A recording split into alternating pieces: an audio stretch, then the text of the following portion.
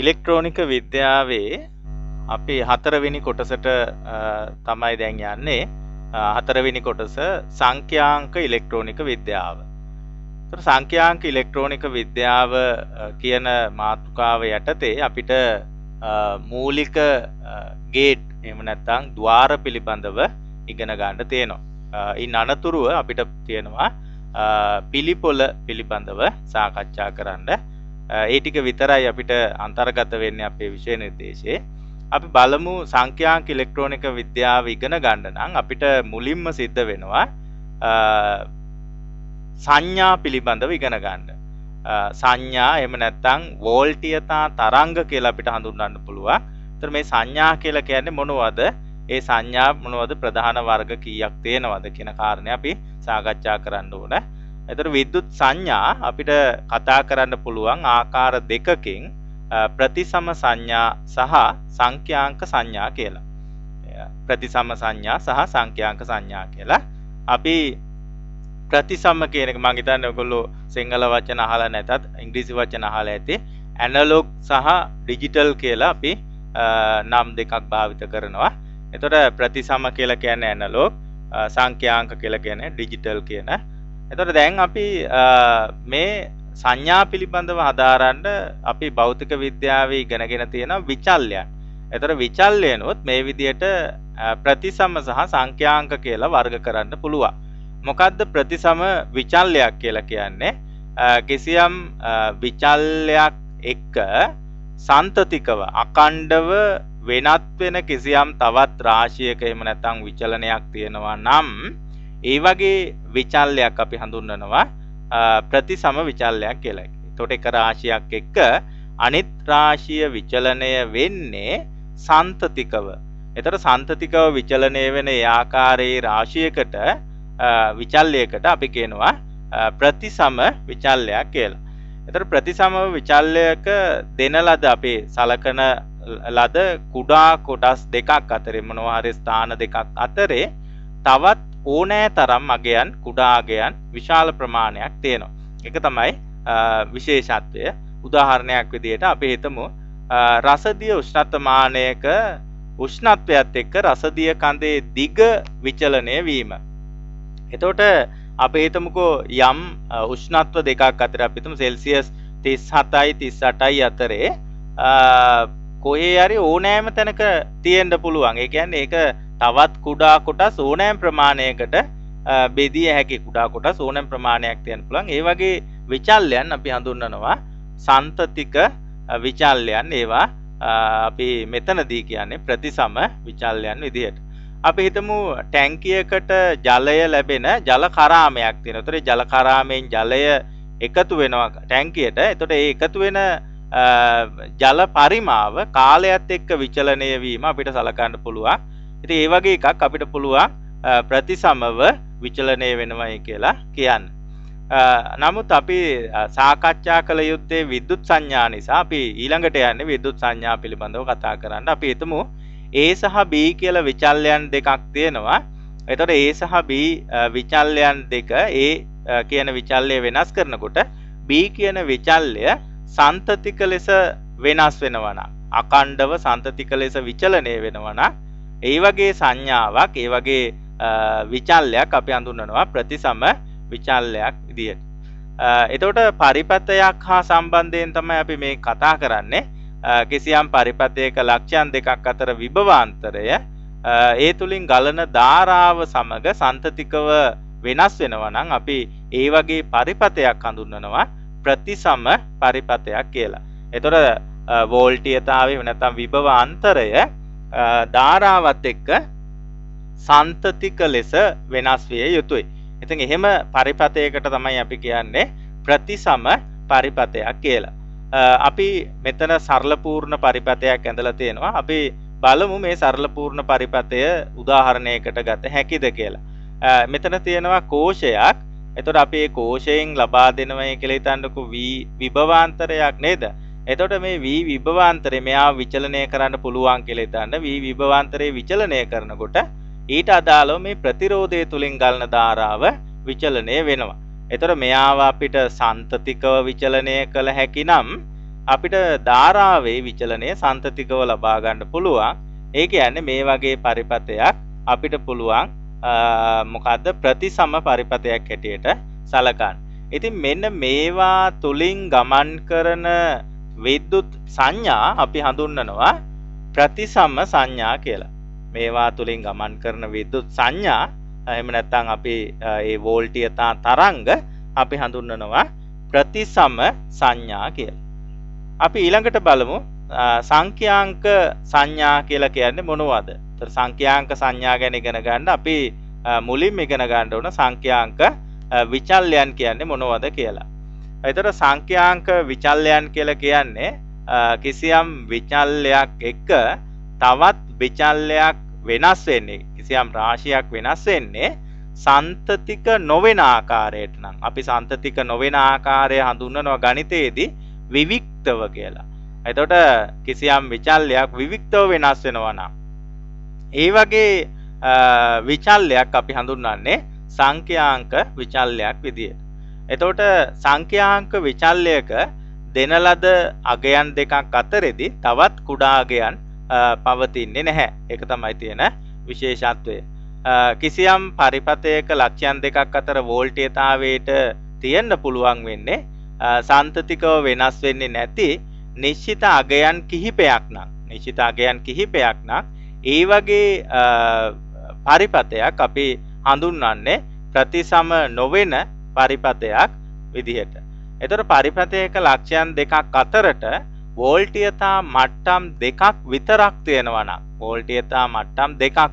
තියෙනවා නම් ඒ වගේ පරිපතයක් අපි හඳුන්වනවා සංඛ්‍යාංක එහෙම නැත්නම් අංකිත පරිපතයක් කියලා. සංඛ්‍යාංක පරිපතයක් එහෙම නැත්නම් අංකිත පරිපතයක් කියලා කියනවා.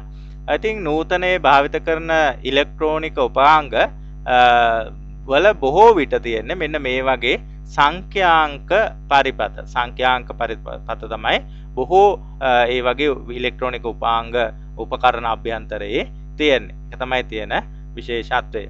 ඉතින් මේ වගේ ස්ටෙප් දෙකක් ඒ කියන්නේ වෝල්ටීයතාවයේ මට්ටම් දෙකයි තියෙන්නේ. එතකොට මේ වෝල්ටීයතා මට්ටම් දෙකේ පහළ වෝල්ටීයතා මට්ටම අපි ගණිතයේදී භාවිත කරන බිඳුව කියන සංකේතයෙන් මෙතනදී සංකේතවත් කරනවා.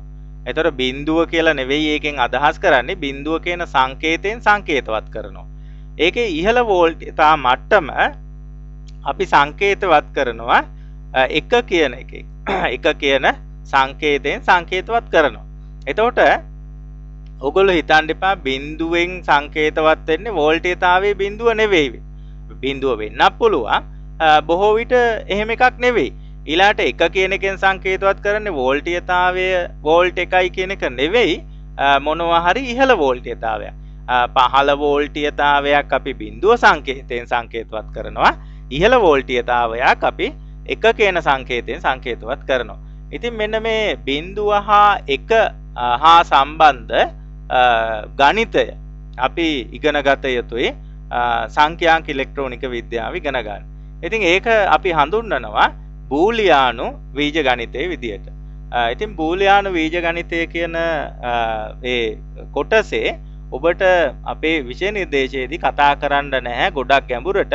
අපිට තියෙන්නේ බොහොම මතු පිටින් කොටස් කිහිපයක් ගැන විතරයි කතා කරන්න. ඒ නිසා අපි ගොඩක් ගැඹුරට මේ හා සම්බන්ධයෙන් යන්නේ නැහැ. අපි දැන් බලමු සංඛ්‍යාවල ඉතිහාසය සහ සංඛ්‍යා වර්ග කරලා තියෙන්නේ කොහොමද කියලා. ඉතින් අතීතයේ මිනිසුන්ගේ අවශ්‍යතා පුළුල් වෙනකොට ඉතින් ඒ අවශ්‍යතා ඉදිරිපත් කිරීම සඳහා ප්‍රකාශ කිරීම සඳහා ඉලක්කම් භාවිත කරන්න සිද්ධ වුණා. එතන මේ ඉලක්කම් භාවිත කරනකොට ඉස්සලාම බිංදුව 1 2 ආදී වශයෙන් තමයි මේ ඉලක්කම් භාවිත කරන්න පෙළඹුණේ. ඉතින් අපි O level කාලේදී ඉගෙනගෙන තියෙනවා බිංදුව හා 1 විතරක් භාවිත කරලා අපි සංඛ්‍යා ක්‍රමයක් යොදා ගන්නවා. ඒකට අපි කිව්වා ද්විමය සංඛ්‍යා ක්‍රමය කියලා. එතකොට බිංදුව 1 2 ආදී වශයෙන් 9 දක්වා සංඛ්‍යා ඉලක්කම් 10ක් උපයෝගී කරගෙන අපි භාවිත කරන සංඛ්‍යා ක්‍රමයට අපි දශමය සංඛ්‍යා කියලා හැඳින්වුවා. ඉතින් ඒ විදිහට අපිට පුළුවන් මේ වගේ සංඛ්‍යා ක්‍රම ඉගෙන ගන්න. ඉතින් අපිට මෙතනදී සංඛ්‍යාංක ඉලෙක්ට්‍රෝනික විද්‍යාවේදී වැදගත් වෙන්නේ ද්විමය සංඛ්‍යා ක්‍රමය. ඉතින් ද්විමය සංඛ්‍යා ක්‍රමය පිළිබඳව මුල සිටම අපි දැනගෙන ඉන්න ඕන. අපි O level කාලෙදී ගණිතයේදී ඉගෙනගෙන තියෙනවා. මං හිතන්නේ 9 වගේ පන්තිවලදී. එතකොට මේ වගේ ඉගෙනගත්තු ඒවා නැවත මතක් කරගන්න තමයි අපි දැන් හදන්නේ. අපි දශමය සංඛ්‍යාවක් ලියද්දී දශමය සංඛ්‍යාවක් අපි සාමාන්‍යයෙන් භාවිත කරන බිංදුව සහ 9 ඇතුළත්ව ඒ අතරේ තියෙන ඉලක්කම් උපයෝගී කරගෙන අපි ලියන සංඛ්‍යාවක්. එයාගේ පාදස්ථානය 10. එතකොට මේ 10 කියන පාදස්ථානය අපි සාමාන්‍යයෙන් පෙන්වන්නේ නැහැ. මොකද අපි බහුලව භාවිත කරන්නේ දශමය සංඛ්‍යා. දශමය සංඛ්‍යා. ඒ නිසා පාදස්ථානය අපි පෙන්වන්නේ නැහැ.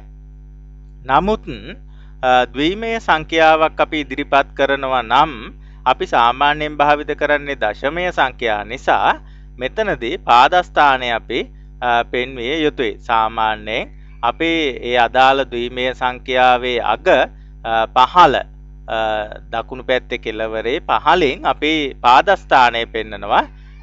බොහෝ විට ඉලක්කමෙන් හෝ අකුරෙන් තමයි අපි පෙන්නන්නේ. ඉතින් මේ කැමති ඕනෑම ආකාරයකට ඔබට ලියන්න පුළුවන්. ඔබ පුංචි පන්තිවලදී ඉගෙනගෙන තියෙනවා දශමය සංඛ්‍යා ද්විමය සංඛ්‍යා බවට පරිවර්තනය කරන්නේ කොහොමද කියන කාරණේ නේද?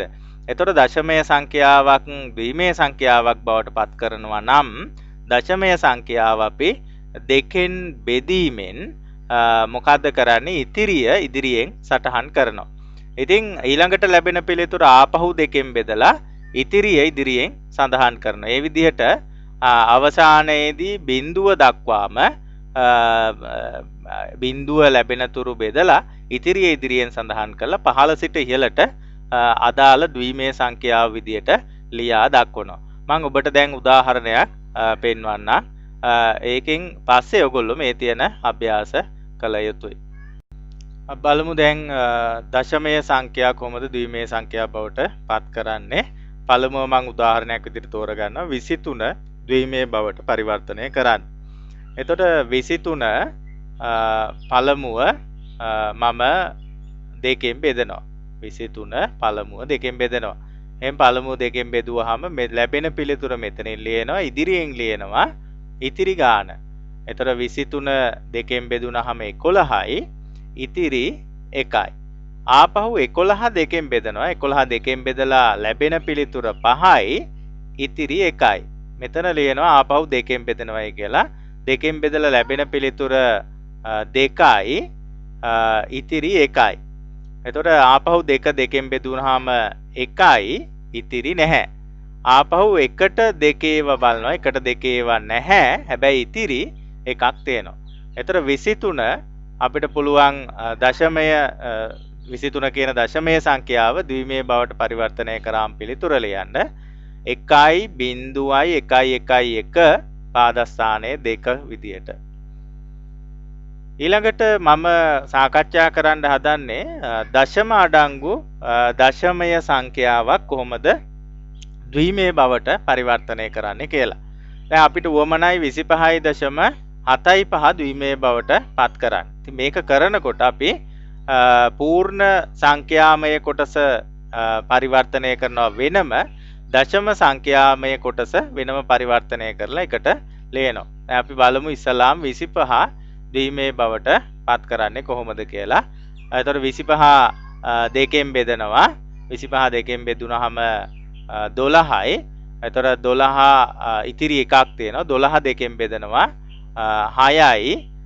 ඉතිරි නැහැ. 6 දෙකෙන් බෙදනවා 3යි. ඉතිරි නැහැ. 3 දෙකෙන් බෙදනවා 1යි. ඉතිරි එකක් තියෙනවා. 1 දෙකෙන් බෙදනවා නැහැ. බෙදන්න බෑ. ඉතිරි එකක් තියෙනවා. ඉතින් අපිට 25 විතරක් අපිට ලියන්න පුළුවන් ද්විමය බවට පත් කරලා කොහොමද 25 සමාන වෙනවා 1.1 ද්විමය විදියට. දැන් මම දශමය කොටසට යනවා 0.75 කොහොමද ද්විමය බවට පත් කරන්නේ. දැන් මෙතනදී පූර්ණ සංඛ්‍යාමය කොටස් අපි ද්විමය බවට පත් කරනකොට බෙදුවා දශමයේ සංඛ්‍යා ද්විමේ බවට පත් කරද්දී අපි කරන්නේ ಗುಣ කරන එක. එතකොට 0.75 අරගෙන දෙකෙන් ಗುಣ කරනවා. එතකොට එනවා 1.5යි බිඳුවක්. මෙතන පූර්ණ සංඛ්‍යාවට ලැබෙන අගය තමයි අපි මෙතනින් ලියාගන්නේ. එතකොට මෙතනින් එනවා 1.5යි බිඳුවකම 1 තමයි පූර්ණ සංඛ්‍යාව. එයා මෙතනින් ලියා ගන්නවා. එයා තමයි අපි ද්විමේ සංඛ්‍යාව බවට ගන්න. ඊට පස්සේ මෙතන තියෙන දශම කොටස මෙතෙන්ට ගන්නවා. දශම කොටස විතරක් 0.5යි බිඳුව. එයා දෙකෙන් ගුණ කරනවා. ගුණ කරාම 1.0යි බිඳුව වෙනවා. මෙතන පූර්ණ අගය තමයි මෙතෙන්ට ගන්නෙ. එතකොට මේ විදිහට දශම කොටස බිඳුව වෙනතුරු අපි මේ ක්‍රියාවලිය දිගටම කරන්න ඕන. ඊට පස්සේ දැන් මෙතනදී අපි පහළ ඉඳලා ඉහළට ලිව්වේ. මෙතන ඉඳලා ඉහළ ඉඳලා පහළට තමයි අපි ලියන්නේ. එතකොට 0.75 සමාන වෙනවා 1.2ට.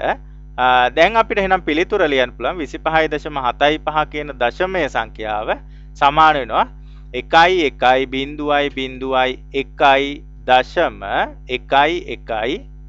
පාදස්ථානය 2 විදියට.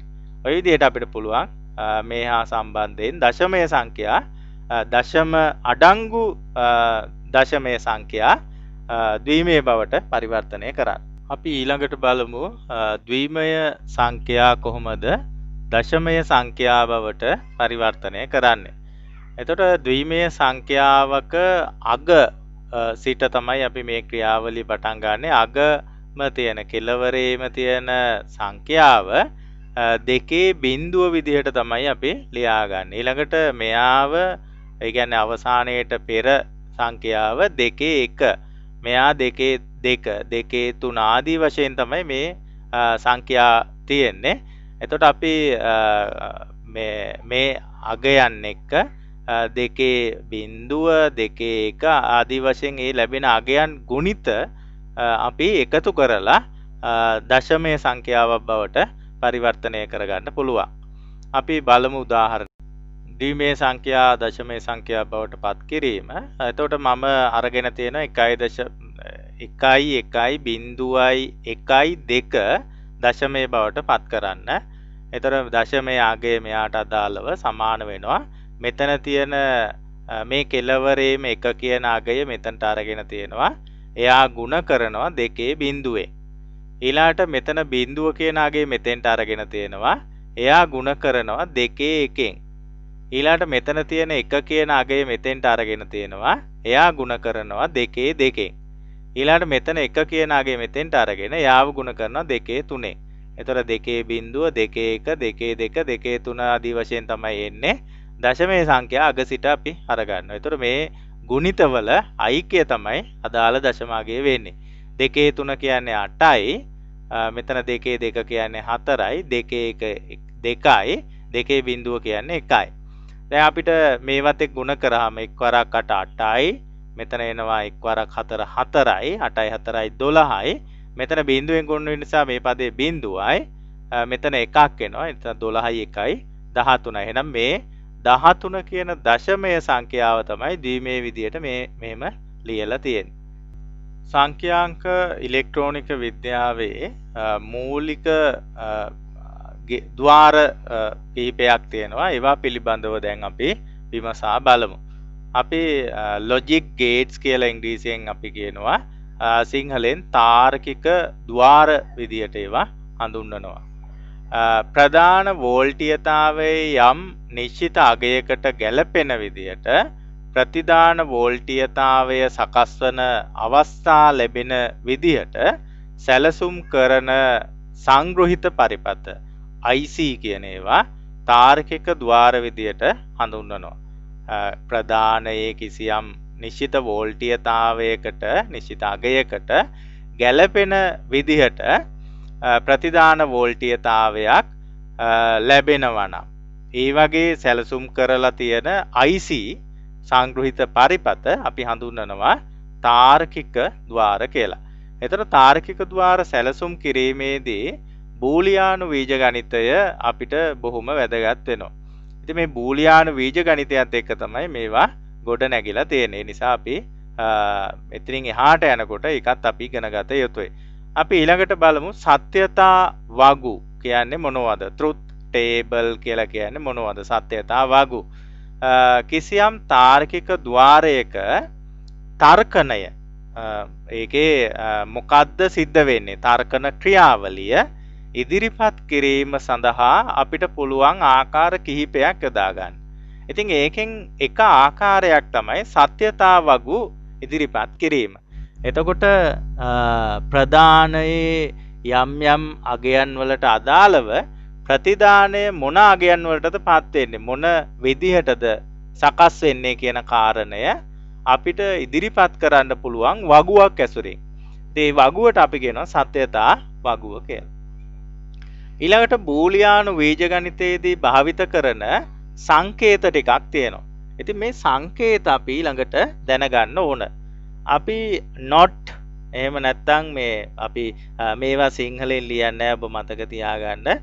not ద్వාරය අපි ලියන්නේ උඩින් ඉරක් ඇඳලා බා විදියට. උඩින් ඉරක් අඳිනවා අපි ඒකට බා කියලා කියනවා. ඊළඟට O කියන ద్వාරය O මේවා කැපිටල් අකුරු වලින් විතරයි අපි ලියන්නේ. O කියන ద్వාරය එකතු කිරීමේ ලකුණ මගින් සංකේතවත් කරනවා. එතකොට මේකට අපි එකතු කිරීම කියලා බූලියානු බීජගණිතයේදී කියන්නේ මේ වගේ සංකේතයක් දැක්කහම අපි කියන්නේ O කියලා. මේ වගේ සංකේතයක් දැක්කහම අපි කියන්නේ බා කියලා. එතකොට ඊළඟට and කියලා ගේට් එකක් තියෙනවා. ඒකෙදි අපි යොදාගන්නේ dot එක. තිත අපි යොදාගන්නේ. එතකොට and තිතක් තිබ්බොත් අපි ඒක කියවන්නේ and කියලා. ඊළාට එකතු කිරීමේ ලකුණ තියෙන්නේ වෘත්තයක් තුල නම් අපි ඒක කියවන්නේ xo කියලා. එතකොට not උඩින් ඉරක් ඇඳලා තියෙනවා බා කියලා අපි කියන්නේ. ඊළඟට o එකතු කිරීමේ ලකුණ and තිත xo කියන එක එකතු කිරීමේ ලකුණ කුඩා වෘත්තයක් තුල. ඔන්න ඔය සංකේත ටික අපි දැනගෙන ඉන්න ඕන. හරි ඊළඟ මාතෘකාව කාල රූප සටහන්. මේ තර්කන ක්‍රියාවලිය මම කිව්වා ඉදිරිපත් කරන්න පුළුවන් එක ආකාරයක් තමයි සත්‍යතා වගුව. ඉතින් සත්‍යතා වගුව භාවිත කරන්නේ නැත්නම් අපි තර්කන ක්‍රියාවලියක් ඉදිරිපත් කිරීම සඳහා ඒවට ප්‍රදානය සහ ප්‍රතිදානය නිරූපණය කරන ප්‍රස්ථාර අඳින්න පුළුවන්. ප්‍රස්ථාර අඳින්න පුළුවන්. ඉතින් මේ ප්‍රස්ථාර අපි කියනවා කාල රූප සටහන් ටයිමින් ඩයග්‍රෑම් කියලා අපි සඳහන් කරනවා. දැන් අපි මේකට අදාළව තියෙන මේ ප්‍රධාන ద్వාර 7ක් පිළිබඳව අපිට අධ්‍යයනය කරන්න තියෙනවා. එකෙන් පළවෙනි ద్వාරය අපි අධ්‍යයනය කරමු මොකක්ද කියලා. පළවෙනි ద్వාරය තමයි අපිට ඉගෙන ගන්න තියෙන not කියන ద్వාරය. not gate එක. මොකද්ද not gate එකේ අර්ථ දැක්වීම? ප්‍රදානයේ අනුපූරකය ප්‍රතිදානය වන ලෙසින් සකස් කරලා තියෙන ద్వාරයකට අපි කියනවා not ద్వාරයක් කියලා. ප්‍රදානයේ අනුපූරකය ප්‍රතිදානය විදිහට අර්ථ දක්වලා තියෙනවා. ප්‍රදානයේ අනුපූරකය ප්‍රතිදානය වන විදිහට. ඉතින් එහෙම ගේට් එකකට අපි කියනවා not gate එකක් කියලා. එතකොට not gate එකක පරිපත සංකේතය මුලින්ම දැනගන්න ඕන. මේ පරිපත සංකේතයේ ප්‍රධාන එකයි තියෙන්නේ A කියලා නම් කරලා තියෙනවා. ත්‍රිකෝණයක් ඇඳලා තියෙනවා. ත්‍රිකෝණයේ මේ පැත්තේ කෙළවරේ කුඩා වෘත්තයක් තියෙනවා. මෙන්න ප්‍රතිදාන අග්‍රය. එතකොට අපි කොහොමද not ద్వාරයක් සකස් කරගන්නේ විද්‍යාගාරයේ විද්‍යුත් පරිපතයක් විදියට සකස් කරගන්නේ කොහොමද? කෝෂයක් දාලා තියෙනවා බල්බයකට. අපි දන්නවා කෝෂයක් දාලා බල්බයකට තිබ්බොත් එහෙම බල්බය දැල් වෙනවා. එතකොට අපිට ඕන මේක not ద్వාරයක් බවට පත් කරන්න. ඉතින් ඒ සඳහා අපි මෙතනින් ප්‍රතිරෝධයක් දාලා තියෙනවා. ඊළඟට ස්විච් එකක් දානවා මේකට. මේ ස්විච් එක දාන්නේ විශේෂිත ආකාරයකට. මේ බල්බයට ශ්‍රේණිගතව නෙවෙයි මේක දාන්නේ බල්බයට සමාන්තරගතව. දැන් අපි හිතමු මේ ස්විච් එක කියන්නේ ගේට් එකේ ප්‍රදානය කියලා. ස්විච් එක කියලා කියන්නේ ගේට් එකේ ප්‍රදානය. බල්බය කියලා කියන්නේ ප්‍රතිදානය. දැන් ඔබ මේ තියෙන තත්වයන් යටතේ මේ ඇඳලා තියෙන පරිපතේ විදියට මේ ස්විච් එක ඕෆ් කරලා නම් තියෙන්නේ බල්බය දැල් වෙනවා. මොකද හේතුව මේ කෝෂයෙන් ධාරාව ප්‍රතිරෝධය හරහා ගිහිල්ලා බල්බය හරහා ගමන් කරනවා. ඒ නිසා බල්බය දැල් වෙනවා. දැන් අපි හිතමු මේ ස්විච් එක ඕන් කරනවායි කියලා. ස්විච් එක ඕන් කරොත් මොකක් වෙයිද? මේ බල්බය කියලා කියන්නේ තරමක් විශාල ප්‍රතිරෝධයක් නේ. එතකොට මේ ප්‍රතිරෝධය තුලින් ධාරාව ගලන එකද ලේසි. මෙතන ස්විච් එක ඔන් කරාම ශූන්‍ය ප්‍රතිරෝධයක් කරා ධාරාව ගලන එකද ලේසි. එතකොට අපි දන්නවා මේ වගේ අවස්ථාවක මේ බල්බය ෂෝට් සර්කිට් වෙනවා. එහෙම නැත්නම් අපි කියනවා ලුහුවත් වෙනවයි කියලා. එතකොට බල්බය ලුහුවත් වෙනවයි කියලා කියන්නේ බල්බය හරහා ධාරාව යන්නේ නැහැ. ඒ කියන්නේ බල්බය ඕෆ් වෙනවා. එතකොට ඔන්න තර්කන දෙකක් මේකේ තියෙනවා. ස්විච් එක ඕෆ් බල්බය දැල්වේ. ස්විච් එක ඕන් බල්බය නොදැල්වේ. ඉතින් ඕක තමයි මේ නොට් ద్వාරයකට අදාළ තර්කණය. ප්‍රධානයේ අනුපූරකය තමයි ප්‍රතිදානය වෙන්නේ. ස්විච් එක ඕන් කරාම බල්බය නොදැල්වේ. ස්විච් එක ඕෆ් කරාම බල්බය දැල්වේ. අනුපූරකය කියලා කියන්නේ ඒකයි නේද? හරි. දැන් අපි බලමු බූලියානු බීජ ගණිතය මගෙන් not කියන ద్వාරයක් කොහොමද අපි පෙන්වන්නේ ලියන්නේ කොහොමද කියලා. අපි මේ පරිපත සංකේතයට අදාළව ඉන්පුට් එක ප්‍රධානය A වලින් ගත්තාම අපිට බූලියානු තර්කණය ලියන්න පුළුවන් A බා කියලා නැත්නම් not A කියලා ලියන්න පුළුවන්. F සමානයි ප්‍රතිදානය F F සමානයි A බා. එහෙම නැත්නම් not A කියලා අපි මේ කියවන්නේ. මෙහෙම ලියන්නත් පුළුවන් කෙනෙකුට F සමානයි not A. එතකොට මේ not A කියන එක තමයි මෙතන ලියලා තියෙන්නේ නේද? එතකොට මේක ඕනනම් A බා කියලා කියන්න පුළුවන්. එහෙම නැත්නම් not A කියලා කියන්න පුළුවන්. දැන් අපි බලමු not ద్వාරයකට අදාළ සත්‍යතා වගුව කොහොමද සම්පූර්ණ වෙන්නේ කියලා. එතකොට මේ තියෙන්නේ ප්‍රධානය, මේ තියෙන්නේ ප්‍රතිදානය. එතකොට ප්‍රධානය සඳහා පවතින්න පුළුවන් අවස්ථා තියෙන්නේ දෙකයි ළමයි. මොනවද ඒ අවස්ථා දෙක? එකක් තමයි ඕෆ් එහෙම නැත්නම් අපි සාකච්ඡා කරන පහළ මට්ටම තියෙන්න පුළුවන්. ඒ වෝල්ටීයතා සැපයීමේ පහළ මට්ටම. පහළ මට්ටම ආවහම එයාගේ අනුපූරකය කියලා කියන්නේ ඉහළ මට්ටම. එහෙනම් ප්‍රතිදානය ඉහළ මට්ටම විදියට දෙනවා. ඊළඟට ඉහළ මට්ටම දුන්නාම මෙයාගේ ප්‍රතිදානය පහළ මට්ටම විදියට දෙනවා. ඒ කියන්නේ බිඳුව දුන්නාම 1යි කියලා දෙනවා. 1 කියලා දුන්නාම බිඳුවයි කියලා ගන්නවා. ඒක තමයි not ద్వාරයකට අදාළ සත්‍යතා වගුව වෙන්නේ. දැන් අපි සමහර අවස්ථාවල කලාතුරකින් අපි බිඳුව 1 වෙනුවට F සහ T අපි true failure කියන වචන දෙක සත්‍යයි අසත්‍යයි කියන වචන දෙකත් උපයෝගී කරගන්නවා. මෙතන තියෙන්නේ අසත්‍යයි අසත්‍ය නම් සත්‍යයි. මෙතන තියෙනවා සත්‍යයි සත්‍ය නම් ප්‍රතිදානය අසත්‍යයි. ඒ විදිහට ඉදිරිපත් කරන්නත් පුළුවන්. සමහර අවස්ථාවල තර්කන ක්‍රියාවලිය ඉදිරිපත් කරන්න ගේට් එකට ලබා දෙන තර්ක ගේට් එක ඉදිරියෙන් ලියලා ප්‍රතිදානයට අදාළ තර්කය ගේට් එක කෙලවරෙන් පසුපසින් ලියනවා. ඉතින් මේකත් තවත් ආකාරයක්. දැන් මෙතන not ගේට් එකට පිළිවෙලින් බිඳුව සහ 1 ලබා දෙනවා. එතකොට ප්‍රතිදානය බිඳුව ලබා දුන්නාම 1යි 1 ලබා දුන්නාම බිඳුවයි. ඒවත් පිළිවෙලින් අපි සඳහන් කරනවා. ඉතින් මේකත් එක ආකාරයක් තර්කන ක්‍රියාවලිය ඉදිරිපත් කරන්න පුළුවන්. ඊළඟට තවත් ආකාරයක් තමයි කාල රූප සටහන් භාවිතයෙන් තර්කන ක්‍රියාවලිය ඉදිරිපත් කරන්න පුළුවන්. එතන මෙතන පෙන්නලා තියෙන කාල රූප සටහනේ බිඳුව කියන තර්කණය ප්‍රධානය බිඳුව වෙනකොට මෙතන පෙන්නලා තියෙන ප්‍රතිදානය 1යි කියලා. එතකොට මෙතන පෙන්නලා තියෙන ප්‍රධානය 1යි කියලා. එතකොට ප්‍රතිදානය මෙතන පෙන්නලා තියෙනවා බිඳුවයි කියලා. ඔය විදිහට අපිට පුළුවන් කාල රූප සටහන් භාවිත කරලා ඒ අදාළ තර්කන ක්‍රියාවලිය ඉදිරිපත් කරන්න. අපි දැන් බලමු දෙවන ගේට් එක O ගේට් එක O ద్వාරය. මොකද්ද O ద్వාරය කියලා කියන්නේ? මොකද්ද O ద్వාරයේ අර්ථ දැක්වීම? O ద్వාරයක ප්‍රධාන අග්‍රවලින් අවම වශයෙන් එකක් එකවන අවස්ථාවකදී ප්‍රතිදානය එකවන අන් සෑම අවස්ථාවකදීම ප්‍රතිදානය ශූන්‍ය වන ద్వාරවලට අපි කියනවා ඕ ద్వාර ඕ ගේට් කියලා කියනවා. ප්‍රධාන අග්‍ර වලින් අවම වශයෙන් එක වෙනවා නම් ප්‍රතිදානය එකක් වෙනවා. අනිත් සෑම අවස්ථාවකම ප්‍රතිදානය බිඳුව වෙනවා.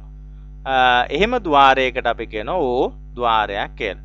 දැන් මේ තර්කණයට අනුව ඕ ద్వාරයක ප්‍රතිදානය බිඳුව වෙන්නේ ප්‍රධාන අග්‍ර සියල්ලම බිඳුව වන අවස්ථාවේදී විතරයි. නේද? ප්‍රධාන අග්‍ර ඔක්කොම බිඳුව වුණොත් නැත්නම් අවමය එකක් හරි එක වෙලා තිබ්බොත් එක වෙනවා. ඔක්කොම බිඳුව වුණොත් විතරයි ප්‍රතිදානය බිඳුව වෙන්නේ. මොකද්ද ඕ ద్వාරයකට අදාළ පරිපත සංකේතය? එතන මෙන්න මේ විදිහේ පරිපත සංකේතයක් තමයි භාවිත කරන්නේ. ඉතින් not එකකට අපි ප්‍රධාන එකයි කතා කරේ. නමුත් ඕ ద్వාරයකට ප්‍රධාන අවම වශයෙන් තියෙන්න ඕන දෙකක්. අවම වශයෙන් දෙකක් තියෙනවා. දෙකට වඩා විශාල ගාණක් වැඩි ගාණක් තිබිය හැකි. එතකොට කොහොමද ඕ ద్వාරයක් අපි විද්‍යුත් පරිපතයක් විදියට නිර්මාණය කරන්නේ? ඔන්න කෝෂයක් සම්බන්ධ කරලා තියෙනවා බල්බයකට. එතකොට මේ බල්බයට කෝෂය සම්බන්ධ කරලා තියෙන්නේ ස්විච් දෙකක් කරහා. ස්විච් දෙකක් කරහා තමයි සම්බන්ධ කරලා තියෙන්නේ. එතකොට මේ ස්විච් දෙක දාලා තියෙන්නේ ටිකක් විශේෂිත ආකාරයකට. ස්විච් දෙක තියෙන්නේ එකිනෙකට සමාන්තරගත වන විදියට. හැබැයි බල්බයට සහ කෝෂයට මේ ස්විච් ශ්‍රේණිගතයි. ස්විච් දෙක එකිනෙකට සමාන්තරගතයි. දැන් ඔබ හිතන්න මේ ස්විච් එක ඔන් කරනවා. මෙයා ඔන් කරාම මේ කෝෂයෙන් ගලාගෙන යන ධාරාව මේ මාර්ගය හරහා ගිහිල්ලා බල්බය හරහා යනවා. මෙයා තමයි එහෙනම් එක ප්‍රධානයක්. ප්‍රධානය එක කරා බල්බය දැල්ලුණා. බල්බය තමයි එහෙනම් ප්‍රතිදානය. ඒ කියන්නේ ස්විච් එකක් ඔන් කරාම බල්බය දැල්ලුණා. දැන් මෙයාව ඕෆ් කරනවා. මේ ස්විච් එක ඔන් කරනවා. මෙයා ඔන් කරයි කියලා කියන්නේ ප්‍රධාන වලින් ඊළඟ ප්‍රධානය එක කරා. එතකොටත් බල්බය දැල්වෙනවා. ඒ කියන්නේ ප්‍රතිදානය එක වුණා. දැන් අපි හිතමු මේ ස්විච් එකයි මේ ස්විච් එකයි දෙකම ඔන් කරනවා. එතකොට මේ එන ධාරාවට පුළුවන් මේ මාර්ග දෙක හරහාම යන්න. ගිහිල්ලා බල්බය හරහා යනවා. ඒ කියන්නේ එතකොටත් බල්බය දැල්වෙනවා. يعني ස්විච් දෙකම ඔන් කරලා තිබ්බොත් ඒත් නේද? ඒ කියන්නේ ප්‍රධාන දෙකම එක වෙලා තිබ්බොත් ඒත් බල්බය දැල්වෙනවා. ඒ කියන්නේ ප්‍රතිදාන එකක් වෙනවා. මේ ස්විච් දෙකම ඕෆ් කරලා නම් අපිට තේරෙනවා මේ හරහා ධාරාව යන්න බෑ බල්බය වෙතට නේද? ඒ කියන්නේ ධාරාව සම්පූර්ණ වෙන්නේ නැහැ. එහෙමනම් අපිට බල්බය දැල්වීමක් බලාපොරොත්තු වෙන්න බෑ. ඔක තමයි ඕ ద్వාරයකට අදාළ විද්‍යුත් පරිපතය. දැන් අපි බලමු ප්‍රධාන අග්‍ර දෙකක් තියෙන ඕ ద్వාරයකට අදාළව සත්‍යතා වගුව කොහොමද ගොඩනගන්නේ කියලා. කිසියම් තාර්කික ద్వාරයක ප්‍රධාන අග්‍ර තියෙන්නේ n සංඛ්‍යාවක් නම් ප්‍රධාන අග්‍ර n සංඛ්‍යාවක් නම් තියෙන්නේ අපිට ප්‍රධානය සඳහා තිබිය හැකි අවස්ථා සංඛ්‍යාව ලබා ගන්න පුළුවන් ගණිතමය වශයෙන් 2n වෙනි බලයෙන්. උදාහරණයක් විදිහට අපි not gate එකකට ගියොත් not gate එකේ තියෙන්නේ ප්‍රධාන එකයි. එහෙනම් 2n කියන්නේ එකයි. එහෙනම් 2 පළවෙනි බලය 2යි. ඒ නිසා අපි ඔබට මතක ඇති අවස්ථා දෙකක් පිළිබඳව කතා කරා. 1 2 නේද? අවස්ථා දෙකක් පිළිබඳව කතා කරා. දැන් අපි ඕ ద్వාරයකට අදාළව ප්‍රධාන දෙකක් තියෙනවයි කියලා කතා කරනවා නම් n කියන්නේ 2යි. n කියන්නේ 2යි නම් ළමයි 2 දෙවෙනි බලය කියලා කියන්නේ 4ක්. එහෙනම් ඕ ගේට් එකකට අදාළව ප්‍රධාන දෙකක් තියෙන තර්කන තියෙන්න පුළුවන් 4ක්. ඊළඟට අපි හිතමු ප්‍රධානයන් 3ක් තියෙනවයි කියලා කිසියම් ගේට් එක. එතකොට පැවතිය හැකි අවස්ථා තියෙනවා තර්කන තියෙනවා දෙකේ තුන්වෙනි බලයක් ඒ කියන්නේ 8ක් තියෙනවා. ඒ විදිහට අපිට පුළුවන් ප්‍රධාන සංඛ්‍යාව උපයෝගී කරගෙන ප්‍රධාන අවස්ථා කීයක් තියෙනවද කියලා සොයලා බලන්න. දැන් අපි යමු ප්‍රධාන දෙකට අදාළව ඕද්වාරයක සත්‍යතා වගුවට. එතකොට අර්ථ දැක්වීමට අනුව ඔබ දන්නවා ප්‍රධාන දෙකම බිඳුව වෙනවා නම් විතරයි බිඳුව වෙන්නේ. මෙතන අවම වශයෙන් එකක් එක වෙලා. එහෙමනම් ප්‍රතිදාන එකයි. මෙතනත් අවම වශයෙන් එකක් එක වෙලානේ. ඒ නිසා එකයි. මෙතන දෙකක් එක වෙලා. ඒ නිසා එකයි. නේද? ඒ විදිහට අපිට පුළුවන් සත්‍යතා වගුව පොරව ගන්න. ඉතින් මෙතන ඔබට ඉඩ දීලා තියෙන්නේ T සහ F වලින් මේක පොරව ගන්න. ඉතින් ඒකත් ඔයගොල්ලෝ කළ යුතුයි. ඉතින් මම මේ තර්කන ඉදිරිපත් කරන්න පුළුවන් ඊළඟ ආකාරය තමයි පෙන්නලා තියෙන්නේ. එතකොට මේ ඊළඟ ආකාරයේදී අපි තර්කන ප්‍රධාන ළඟින් ලියනවා පිළිවෙලින් ප්‍රතිදානයත් ඒ පිළිවෙලටම ලියනවා. දැන් අපි බලමු ඕද්වාරයකට අදාළව බූලියානු ප්‍රකාශනය මොකක්ද? ඕද්වාරයකට අදාළව බූලියානු ප්‍රකාශනය මොකක්ද? ප්‍රධානයන් AB විදියට ගත්තොත් ප්‍රතිදානයේ F නම් අපිට ලියන්න පුළුවන් F සමානයි AOB කියලා. AOB මම ඔබට කිව්වා මෙතන මේ එකතු කිරීමේ ලකුණ කියලා අපි කියන්නේ නැහැ ඒකට. අපි කියන්නේ මොකද්ද? O කියලා එක.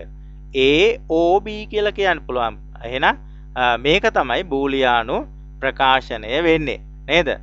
හරි. දැන් අපි එහෙමනම් ඒකට අදාළව ඊළඟට අපි යමු බූලියානු ප්‍රකාශනය අපි ලියනවා AOB. එහෙම නැත්නම් මේ විදිහට ලියන්නත් පුළුවන්. ඒකේ ප්‍රශ්නයකුත් නැහැ. අපි ඊළඟට බලමු ප්‍රධානාග්‍ර 3ක් තියෙන ඕද්වාරයක් කොහොමද ප්‍රධානාග්‍ර 2ක් තියෙන ඕද්වාර මගෙන් පිළියෙල කරගන්නේ කියලා. එතන මේක ඔබට ඔබ දැනගෙන ඉන්න ඕන. දැන් අපි හිතමු මේ තියෙන ප්‍රධානාග්‍ර 2ක් තියෙන ඕද්වාරයක්. මේ තියෙනෙත් ප්‍රධානාග්‍ර 2ක් තියෙන ඕද්වාරයක්. එතන මේ ප්‍රධානාග්‍ර 2ක් තියෙන ඕද්වාරයේ ප්‍රතිදානය අනිත් ඕද්වාරයේ එක ප්‍රධානයකට සම්බන්ධ කරනවා. එතකොට අපිට ලබා ගන්න පුළුවන් ප්‍රධාන 3ක් තියෙන OBOC. එතකොට මේ විදිහට එහෙනම් අපිට ප්‍රධානාග්‍ර 3ක් තියෙන ඕද්වාරයක් පිළියෙල කරගන්න පුළුවන් මේ ආකාරයෙන්. එහෙමනම් අපිට දැන් දෙකක් තියෙන එකකින් 3ක් හදන්න පුළුවන් කියලා පෙන්නුවාට පස්සේ ළමයි අපිට 4ක් පුළුවන්ද 5ක් පුළුවන්ද 6ක් පුළුවන්ද කියලා අය අහන්න දෙයක් නැහැ. ඕනෑම ගාණක් සහිත ප්‍රධාන ඕනෑම ප්‍රමාණයක් සහිත ద్వාරයක් පිළියෙල කරගත හැකි කියන තර්කය මේකෙන් අපිට ලැබෙනවා. දැන් අපි නැවත පොඩ්ඩක් බලමු මේ සත්‍යතා වගුවේ අගයන් පටලව ගන්නේ නැතුව කොහොමද පොරවන්නේ කියලා. ඉතින් මේක ඊටා වැදගත් දෙයක් වෙනවා. මෙතන ප්‍රධානාග්‍ර දෙකකට අදාළ සත්‍යතා වගුවනේ. එතකොට මේ සත්‍යතා වගුවේ පළවෙනි ඉන්පුට් එක A ලියනකොට ඒකට අදාළ තර්කන 4 අපි මේ පිළිවෙලට ලියන්නේ. බිඳුවේ ඒවත් 2යි එකේ ඒවා 2යි. ඊළඟට දෙවෙනි ඉන්පුට් එකේ අපි ලියන්නේ බිඳුව 1 බිඳුව 1. බිඳු 2යි එකේ 2යි මෙතන ලියන්නේ බිඳුවයි 1යි බිඳුවයි 1යි. ඔය විදිහට තමයි අපි පිළිවෙලට ලියන්නේ. එතකොට අපිට හිතන්න දෙයක් නැහැ. නැත්තම් අපි හිත ලියන්න වෙනවා. අපි ඊළඟට බලමු ප්‍රධාන අග්‍ර 3ක් තියෙන ඕද්වාරයක කොහොමද සත්‍යතා වගුවේ තර්කන අවස්ථා ලියන්නේ කියලා. එතකොට මේ තර්කන අවස්ථා ලියන්න පුළුවන් මේ විදිහට. පළවෙනි ඉන්පුට් එකේ අපි ලියනවා බිඳු 4යි එකේ 4යි. දෙවෙනි එකේ ලියනවා අපි බිඳු 2යි එකේ 2යි බිඳු 2යි එකේ 2යි. ඊළඟ එකේ ලියනවා බිඳුවයි 1යි බිඳුවයි 1යි බිඳුවයි 1යි බිඳුවයි 1. දැන් ඔය විදිහට ලිව්වොත් අපිට මේ තර්කන අවස්ථා එකක්වත් මග ඇරෙන්නේ නැහැ. ඒ නිසා අපිට මේ විදිහට තර්කන ලියන්න අවස්ථා ලියන්න ඔබ පුරුදු වෙන්න ඕන. දැන් අපි බලමු මේකෙදි මොකද්ද ප්‍රතිදානය කියලා. දැන් මෙතන ABC කියන ප්‍රධානයන් තුනම බිඳුවයි. එහෙමනම් බිඳුවයි. ඉතින් මේකෙදි අපි ගත්තොත් එහෙම C එක වෙලා ඒ නිසා එකක් වෙනවා. මොකද හේතුව O ద్వාරයක ප්‍රධානයන් වලින් අවම වශයෙන් එකක් හරි එක වෙනවා නම් ප්‍රතිදානය එක වෙනවා. එතකොට මේ පේලියෙත් එකක් එක වෙලා තියෙන නිසා එකයි. මෙතන දෙකක් එක වෙලා තියෙනවා. එතකොටත් එකයි නේද? මෙතන එකක් එක වෙලා තියෙන එකයි. මෙතන දෙකක් එක වෙලා තියෙන එකයි. මෙතන දෙකක් එක වෙලා තියෙන එකයි. ඒ නිසා මෙතන තුනක් එක වෙලා තියෙනවා. ඒ නිසා එකයි. ඒ විදිහට අපිට පුළුවන් මෙන්න මේ ප්‍රතිදානය සම්පූර්ණ කරගන්න. දැන් ඔබට මෙතන ඉඩ දීලා තියෙනවා T සහ F ඇසුරින් මේ තර්කණය ඉදිරිපත් කරන්න. දැන් මෙතනදී කාල රූප සටහන පිළිබඳවත් කතා කරන්න ඕන. මෙතන මේ කාල රූප සටහන ඇඳලා තියෙන්නේ ප්‍රධානයන් දෙකක් සහිත එකකට අදාළව. එතන ප්‍රධානයන් දෙකක් සහිත එකකට අදාළව අපි පළමු ප්‍රධානය A කියලා හිතුවොත් A සඳහා පැවතිය හැකි අවස්ථා පිළියන්නේ 0.2 1.2 නේද? එතන 0.2 මෙතනින් පෙන්නනවා 1.2 මෙතනින් පෙන්නනවා. ඊළඟට B ප්‍රධානය අපි ලියන්නේ 0.1 0.1. ඉතින් ඒ විදිහට මේ ප්‍රාසාරය ඇඳලා තියෙනවා. දැන් අපි බලමු ප්‍රතිදානය. 0.0යි 0.0යි 0.1යි 1යි 1යි 1.1යි 1යි 1යි 1යි. ඉතින් ඒ විදිහට ප්‍රතිදානය අපිට ඉදිරිපත් කරන්න හැකියාව තියෙනවා. ඉතින් ඔන්න ඔය තාරක සියල්ල ඔබ බොහොම හොඳින් දැනගෙන ඉන්න ඕන ඕ ద్వාරයක් හා සම්බන්ධයෙන්. ඊළඟට අපි කතා කරමු තුන්වන මූලික ద్వාරය AND ద్వාරය AND ගේට් එක පිළිබඳව. මොකද්ද AND ගේට් එකේ අර්ථ දැක්වීම? ප්‍රධාන අග්‍ර සියල්ලම එකවන අවස්ථාවේදී ප්‍රතිදානය එකවන අන් අවස්ථාවලදී ප්‍රතිදානය ශූන්‍ය වෙන ద్వාරයක් අපි හඳුන්වනවා AND ద్వාරයක් කියලා. එතකොට ප්‍රධාන අග්‍ර සියල්ලම එක වුණොත් ප්‍රතිදානය එක වෙනවා. එසේ නොමැතිනම් ප්‍රතිදානය ශූන්‍ය වෙන ద్వාරයකට අපි කියනවා AND ద్వාරයක් කියලා. මොකද්ද AND ద్వාරයකට අදාළ පරිපත සංකේතය? මෙන්න මේක AND ద్వාරයකට අදාළ පරිපත සංකේතය. මේක මේ විදිහටම අඳින්න ඕගොල්ලෝ පුරුදු වෙන්න ඕන. තම තමන්ට කැමති පරිපත සංකේත යොදාගත නොහැකි. ඒක මතක තියාගන්න. ඊළඟට අපි බලමු AND ద్వාරය කොහොමද විද්‍යුත් පරිපතයකින් සකස් කරගන්නේ. එතකොට මේ සඳහා බල්බයක්, ස්විච් දෙකක් සහ කෝෂයක් උපයෝගී කරගන්න පුළුවන්. එතකොට මෙන්න මේ පරිපතයේ ස්විච් ප්‍රධාන හැටියටත් බල්බය ප්‍රතිදානය හැටියටත් තියෙනවා. දැන් අපි හිතමු මේ ස්විච් එක ඔන් කරා.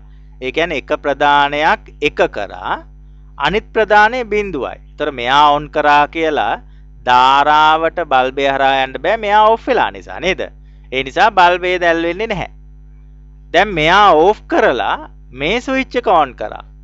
එතකොටත් ධාරාව යන්නේ නැහැ. මොකද හේතුව මෙයා ඔෆ් කරලා නිසා. දැන් අපි හිතමු මේ ස්විච් දෙකම ඔන් කරා. එහෙනම් මේ හරහා ධාරාව ගිහිල්ලා බල්බය හරහා යනවා. ඒ කියන්නේ බල්බය දැල් වෙනවා. ඒතර ප්‍රධාන දෙකම එක වුණොත් බල්බය දැල් වෙනවා. මේ ස්විච් දෙකම ඔෆ් කරලා නම් කොහොමත්ම ධාරාව යන්නේ නැහැ. ඉතින් මේ විදිහට අපිට පුළුවන් විද්‍යුත් පරිපතයක් මේ සඳහා නිර්මාණය කරන්න. මෙම අවස්ථාවේ AND තර්කන ක්‍රියාවලියේ බූලියානු බීජ ගණිතයෙන් පෙන්වන්නේ කොහොමද කියලා අපි දැනගන්න ඕනේ. F සමානයි ප්‍රධාන AB කියලා ගත්තොත් A O A and B කියලා ලියන. A.B A and B dot කියලා අපි කියන්නේ හෝ F සමානයි A and B කියලා කියනවා. දැන් අපි බලමු සත්‍යතා වගුව ප්‍රධාන දෙකකට අදාළව.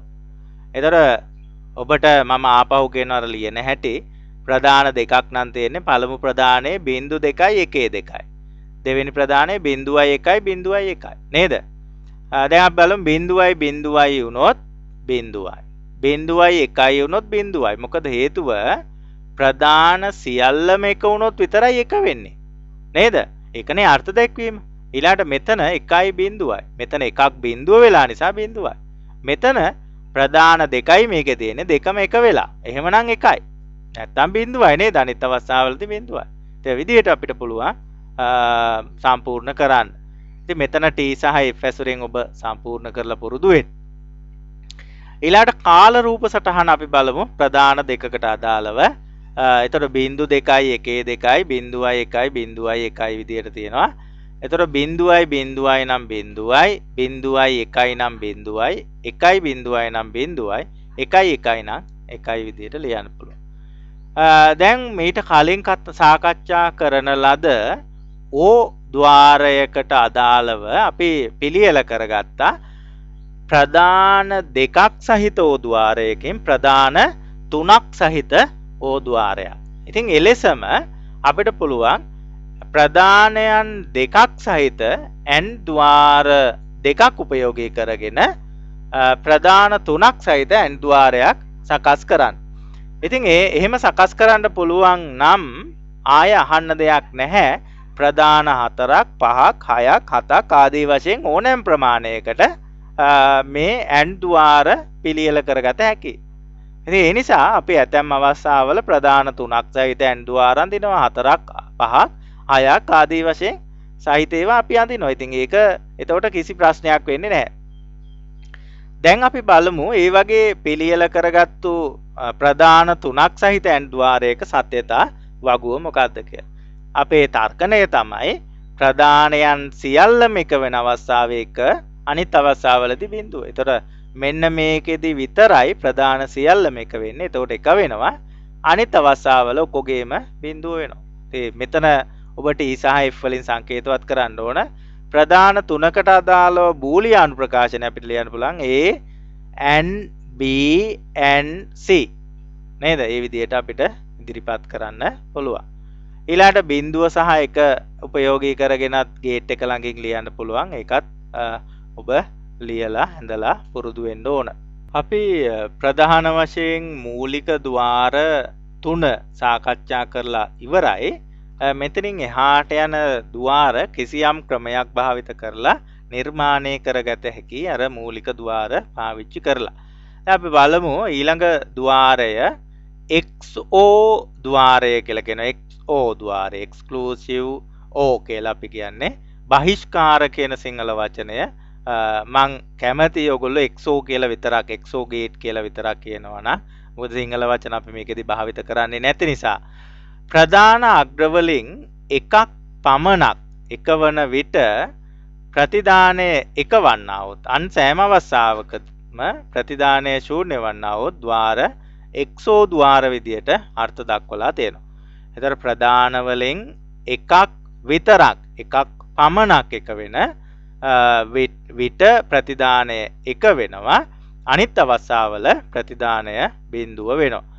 එතකොට එහෙම ගේට් එකකට අපි කියනවා XO ගේට් එකක් කියලා. දැන් XO ගේට් එකේ පරිපත සංකේතය මොකක්ද? එතකොට ඔබට පේනවා O ගේට් එක වගේ හැබැයි මෙන්න මෙතන තමයි වෙනසක් තියෙන්නේ. මේ විදිහේ කොටසක් අමතරව යොදලා තියෙනවා. එතකොට XO ගේට් එකේ බූලියානු ප්‍රකාශනය අපිට ලියන්න පුළුවන් F සමානයි A XO B. අපි කියන්නේ එහෙමයි. F සමානයි A XO B කියලා. හරි? දැන් බලමු සත්‍යතා වගුව තර්කන ක්‍රියාවලිය ඉදිරිපත් කරන්න.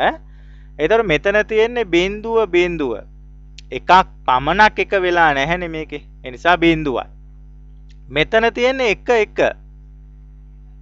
එක වුණත් බිඳුවයි නේද? මෙතන එක අවම වශයෙන් නේද? මෙතන තියෙන්නේ මේ එකක් පමණක් එක වෙලා එහෙනම් එකයි. මෙතනත් එකක් පමණක් එක වෙලා එකයි. නේ? එතකොට එකක් පමණක් එක වෙනකොට එක වෙලා තියෙන නැත්තම් බිඳුවයි. මෙතන t සහ f වලින් ඔබට ලියන්න පුළුවන්. මෙතන ඔබට පෙන්නලා තියෙන්නේ කාල රූප සටහන. එතකොට කාල රූප සටහනේ බිඳුවයි නම් බිඳුවයි, එකයි නම් ඒත් බිඳුවයි. එකක් එක වුණොත් විතරයි එක වෙන්නේ. මේ විදිහට අපිට පුළුවන් XO ගේට් එක සාකච්ඡා කරන්න. ඉතින් මේ XO ගේට් එකේත් අපිට මෙතනින් ඉස්සරහට මේට කලින් O සහ N වලදී කතා කරා වගේ ප්‍රධාන 3කට ප්‍රධාන 4කට ආදී වශයෙන් යන්න පුළුවන්. ඉතින් ඒවා නැවත සාකච්ඡා කළ යුතු වන්නේ නැහැ. ඔබ ගෙදරදී මේ පිළිබඳව නැවත කරනකොට ප්‍රධාන 3කට අදාළවත් සත්‍යතා වගුව ලියලා බලන්න. ඉතින් ඒක ඉගෙන ගන්න ඕන ඕගොල්ලෝ. අපි ඊළඟට බලමු නැන්ඩ් ద్వාර නැන්ඩ් ගේට් එකක් කියන්නේ මොකක්ද කියලා. ඇන්ඩ් ద్వාරයක ප්‍රතිදානයට නොට් එකක් සම්බන්ධ කරලා තියෙනවා නම් ඇන්ඩ් ద్వාරයක ප්‍රතිදානයට නොට් එකක් සම්බන්ධ කරලා තියෙනවා නම් ඒ වගේ ద్వාරයක් අපි කියනවා නැන්ඩ් ద్వාරයක් කියලා. එතකොට නැන්ඩ් ద్వාරයක මොකද්ද බූලියානු ප්‍රකාශනය?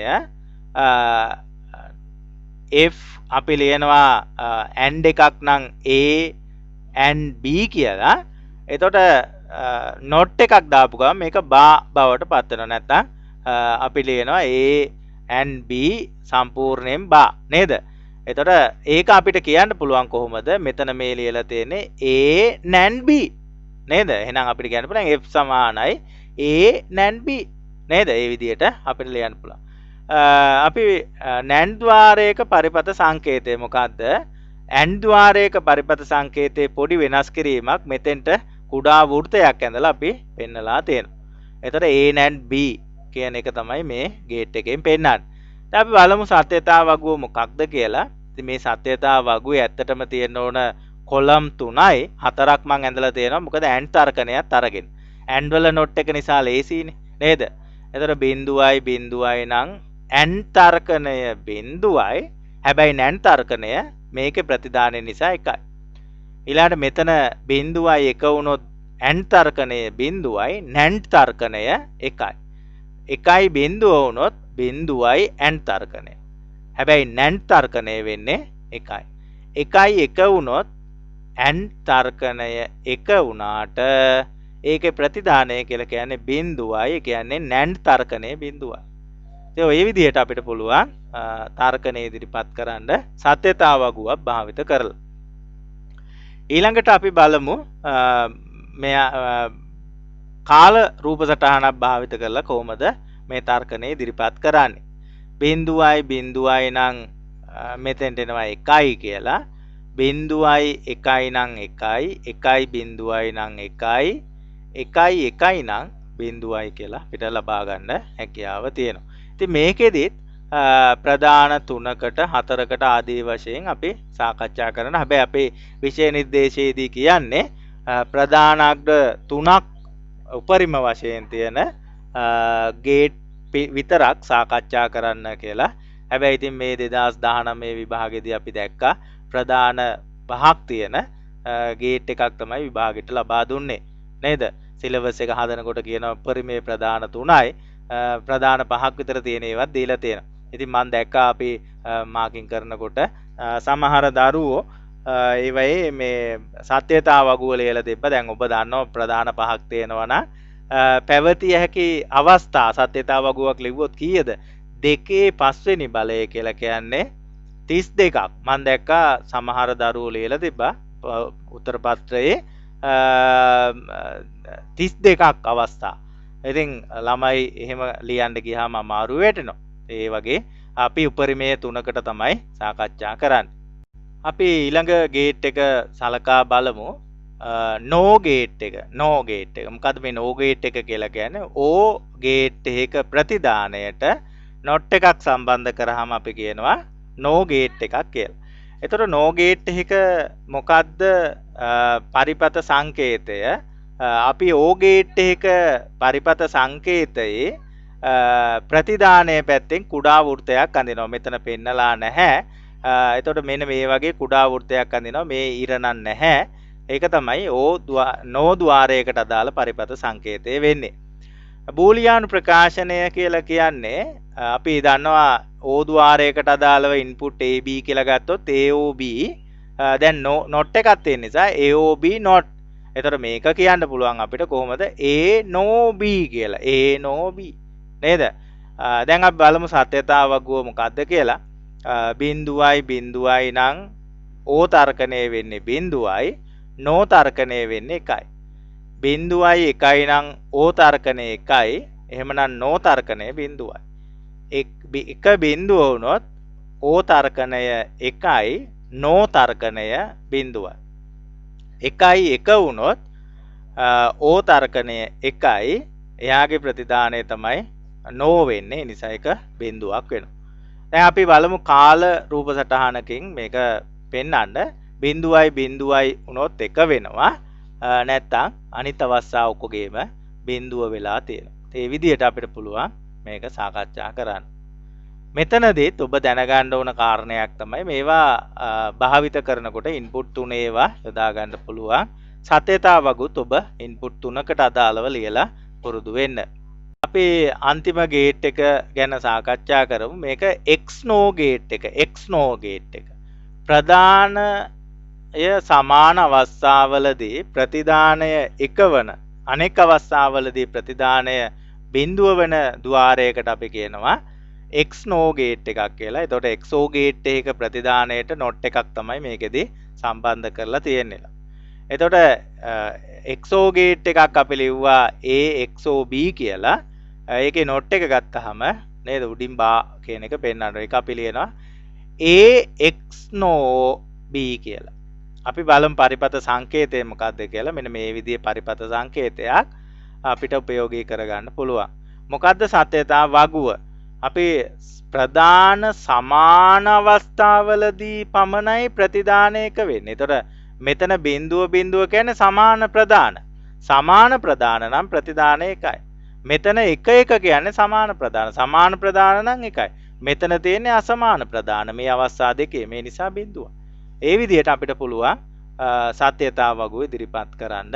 එතකොට මේ තියෙන්නේ කාල රූප සටහන. බිඳුව බිඳුව නම් සමාන ප්‍රදාන එකයි.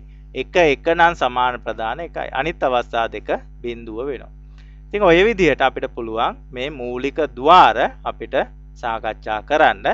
දැන් ඔබ කල යුත්තේ මේ ద్వාර හතම මේ නෝට් එක සම්පූර්ණයෙන්ම නැවත නැවත දෙසරයක්වත් ලියලා මේවයි සත්‍යතා වගුත් එක්ක මේ තර්කන ක්‍රියාවලි සියල්ල මතක තියාගන්න. එහෙම නැත්නම් අපිට ගණන් හදන්න ගියාම මේකේ ගැටලු ඇති වෙනවා.